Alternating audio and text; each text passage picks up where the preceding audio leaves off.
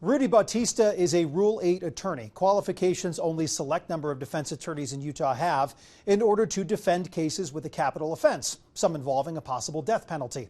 He's not affiliated with the case involving Tyler Robinson, who's accused of shooting and killing Charlie Kirk back in September. I showed him what I found that could indicate there is potential missing evidence in the case.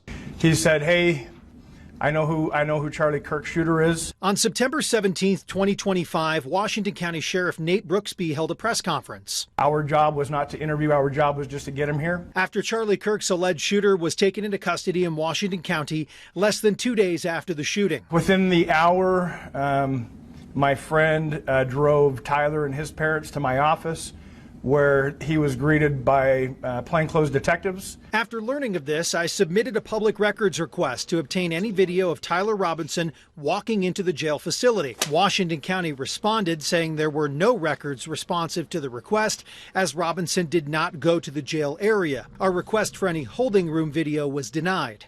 A few weeks later, I re-upped the request on a more generalized scale for surveillance video showing Tyler Robinson walking into the sheriff's office. For the state of Utah, we would certainly hope that this video is available. The response? Our office does not have any applicable records responsive to this request, as the surveillance footage is no longer available after the 30-day retention period. If in fact it has been destroyed and not preserved, it's very concerning.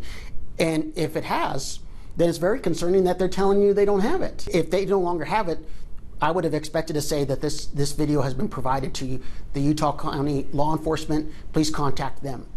But instead, this letter leads, in my opinion, as trying to shut the door and not give you free access to the press. While it's not clear if the video exists and was just handed over to another agency, in a response to me, Washington County shared with me they don't believe the video was shared with anyone involved in the case. Wanting to get videos showing that he turned himself in and the manner he did so would be crucial for the defense work of mitigation. 26 years as a criminal defense attorney in Utah, Bautista is currently working another capital case in Utah County with the state intending to seek the death penalty. Again, Mr. Kirk, by all counts, was a great young man who was helping educate people, and we encourage that. And this is very tragic that he's lost his life. But it is not a death penalty case. When you look at this case on the surface and what you've seen play out, what stands out to you? What stands out to me is this is not an aggravated murder case. In order for it to be an aggravated murder case, that something that can qualify for the death penalty, there has to be an aggravating factor. Bautista says the alleged weapon in the shooting alone doesn't meet the standard for prosecutors to seek the death penalty. The risk of hitting someone else really isn't there. And so that's why I believe that aggravating factor is really weak. Now, why it was charged that way is clearly political. I hope he gets the death penalty. And I just want to remind people that we still have the death penalty here in the state of Utah. Instead of looking at it objectively, a prosecutor is to look at the evidence objectively and then charge the person with the most applicable crime.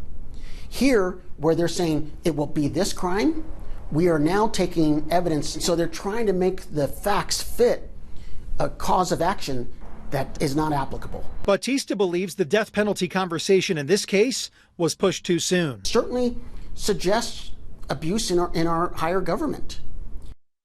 Utah County Attorney Jeff Gray filed a notice of intent to seek the death penalty against Tyler Robinson, who's accused of shooting and killing Charlie Kirk. Gray said on September 16th, just days after the shooting, that the decision to seek the death penalty was made independently. Brian Schnee, KUTV2 News.